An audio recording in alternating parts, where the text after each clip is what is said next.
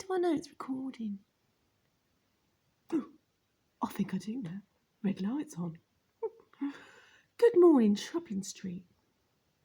My name is Gerta Thunderberg, and I am presenting this assembly for Miss Amelia. She's very busy on that planet. And now I'm sharing with you my top tips for making the planet a safer, healthier place. Because our planet, Shrubland Street, is poorly and it needs your help. We, they're little people, need to do little things to make big differences to make our planet a safer, happier place. This assembly is all about protecting our planet. Here goes my top tips. But first, a little video. How's that work? Where'd it go? Oh, I'm going to make myself a little less overwhelming.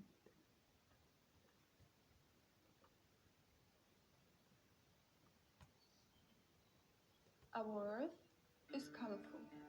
Our Earth is diverse. Our Earth is beautiful. Our Earth is our home. It offers us all we need: food, plants, and animals. What can we do to protect our Earth? It's the simple things that make a change. Recycling, reusable materials, second-hand shopping, saving water, reducing plastic, less meat consumption. We have to learn to take care of our waste and be more open for plastic-free options. No one is too small or young to make a change. Raise your voice for your home that takes care of you and your friends and family. Corona is a challenge for all of us. It connected us more with the simple things around us. Nature, with all its beauty, helps us to go through the scary times. Our Earth is also sick, and the only way to cure her is taking care of what we do. It's time for us giving something back to Mother Earth.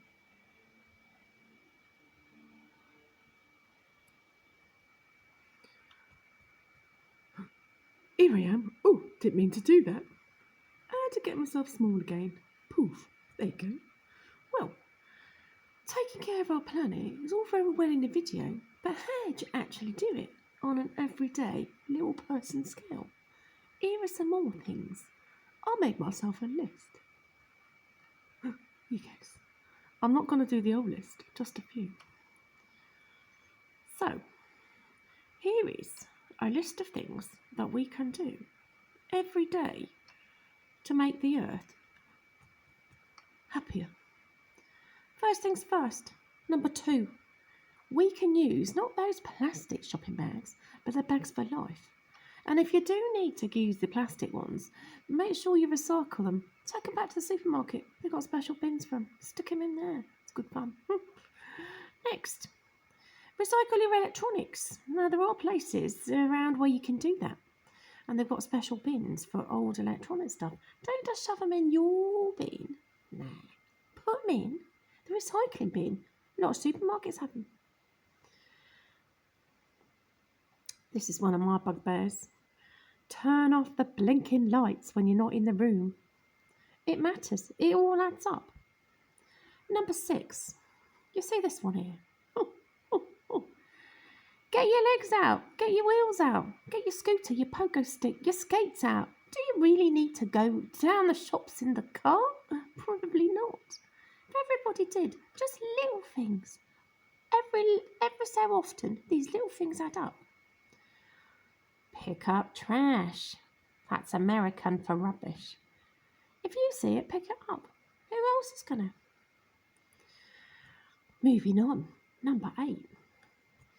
Unplug items. That means unplug your electronics, your laptop, your PlayStations. Nobody will lose their life if you unplug it. Just unplug it. It still takes up energy when it's plugged in. Pull out that plug. Nothing bad's going to happen. Number 9. Is your water bottle reusable? Or do you buy those plastic ones from the shop and then throw them away? Or get a reusable one? Number 10. One of my favourites. Recycling. I love recycling. My children have become recycling experts. I make sure nothing goes in the bin, the grey bin that shouldn't be there. Ooh, if it's plastic, if it's glass, if it's metal, it's got a proper home, and that home is not in landfill. So, squash it, wash it, salt it, and recycle it. It's not hard. Number 11. Turn off the water while you're brushing your teeth. Water takes a lot of energy to make.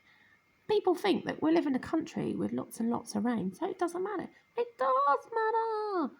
Water takes energy to clean and pump to your houses. Don't just flush it down and put it down the sinks. Conserve it. Save it. Where are we now? Number 12. Sometimes it rains a lot in our country, but try it if you can. Put your washing out. And number 13, take shorter showers. Number 14, do you have to eat meat all the time? Can you not have a meat-free vegetarian night? Probably. Number 15, buy stuff second-hand. Do you need new stuff all the time? Probably not. Second-hand shops also often give their money to charity, to people who really, really need it. It's kind. Kind for our planet. Kind for our communities. Where do we get to now? Now 16, that's tricky, but a bit of vinegar goes a long way. Check out vinegar products if you want to. Oh, and I've come to the end of my list. There is one thing though. I'm going to make myself bigger for the finale. There is one thing we can all do. We can all educate ourselves about what is and what isn't good for our planet. These are just the first little steps. But, Shrubland Street, if we all do our little part, the little people doing a little thing every so often adds up to the most amazing, massive difference. And that is caring. And caring is sharing. And to be honest, boys and girls, if you don't take care of your planet, you ain't got nowhere to live. So it's important we do so. Now, there's a little film coming up from David Attenborough. Oh, I do love a David Attenborough film. But it's quite tricky. So if you are already fidgeting and a bit squirmy, you might want to follow a different link and I'll put it in your teacher's email. So, Shrubland Street, little people, make a little difference and try and care for your planet. See ya!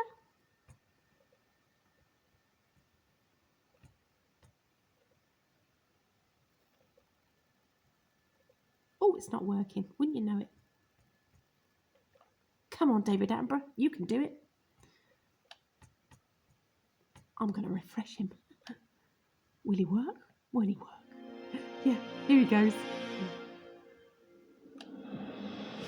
How do we create a future in which both people and nature can thrive? This is the biggest question of our times. In the next few decades, we need to do something unprecedented, achieve a sustainable existence on Earth. But how do we do it?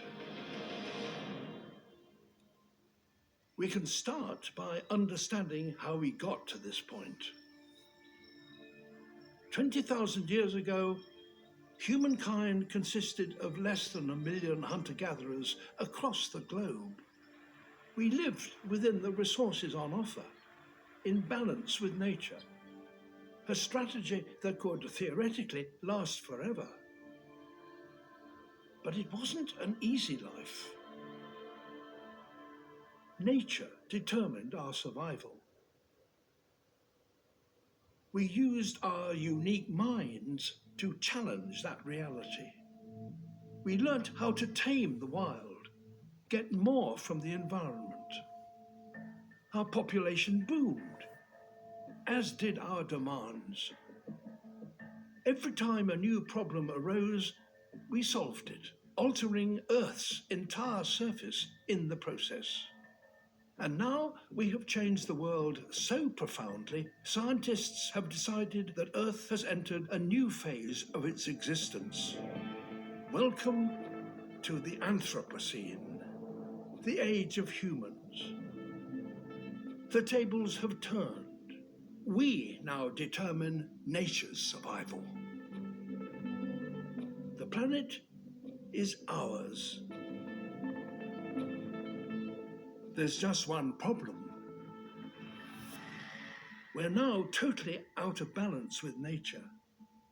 And unless we get our balance back, this age of humans is due to be short-lived.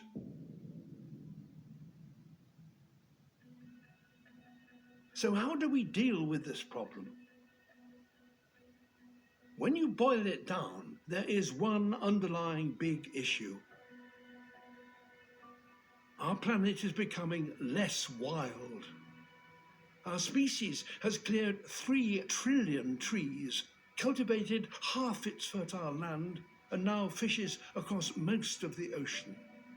In the last 50 years, the populations of wild animals have reduced by 60%. We've replaced them with ourselves and our domesticated animals and plants.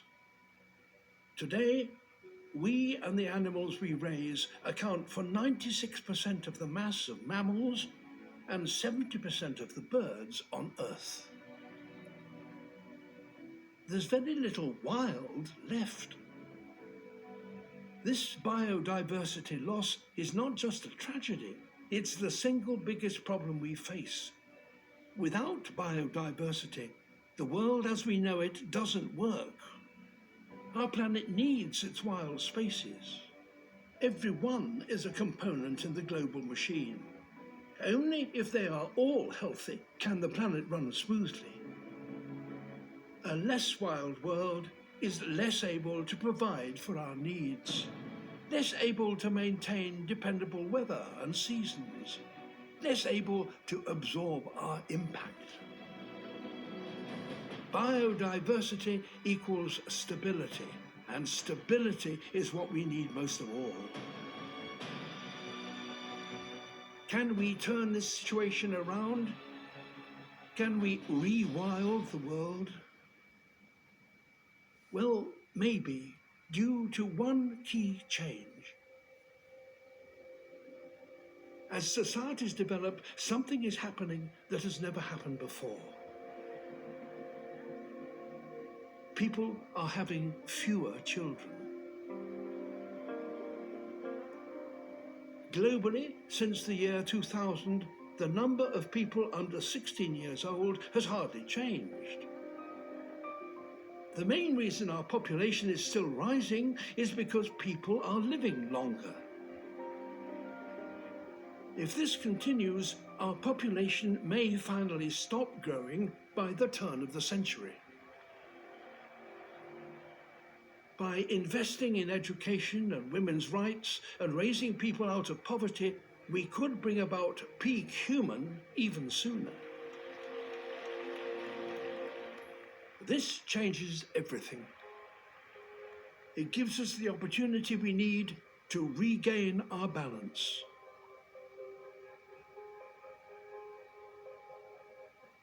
The plan for our planet is remarkably simple. Reduce our impact by making sure that everything we do, we can do forever. For the biggest gains, we could concentrate our efforts on 4 goals: phasing out fossil fuels and replacing them with renewables. This will not only slow the warming of the planet and the acidification of the ocean, but it will lead to clean air for all of us. Upgrading to efficient food production and reducing our consumption of meat. We'll require far less space to provide for ourselves, leaving more for grasslands, reducing deforestation and our demand for fresh water, and feeding more people with healthier, more affordable food. working together to properly manage our ocean.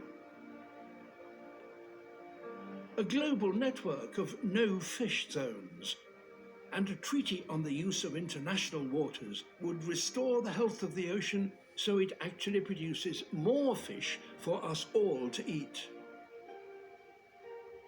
Working hard to keep hold of the wild populations we still have, encouraging nature wherever we can. In the ocean, on land we no longer need, and even in our cities. If we make these changes, we'll be a long way to becoming a species in balance with nature once again.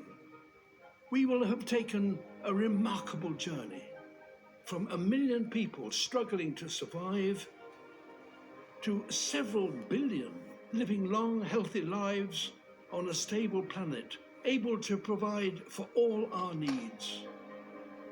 Only at that point will the Anthropocene, the age of humans, be truly underway. At that point, we will be proud to call it our planet.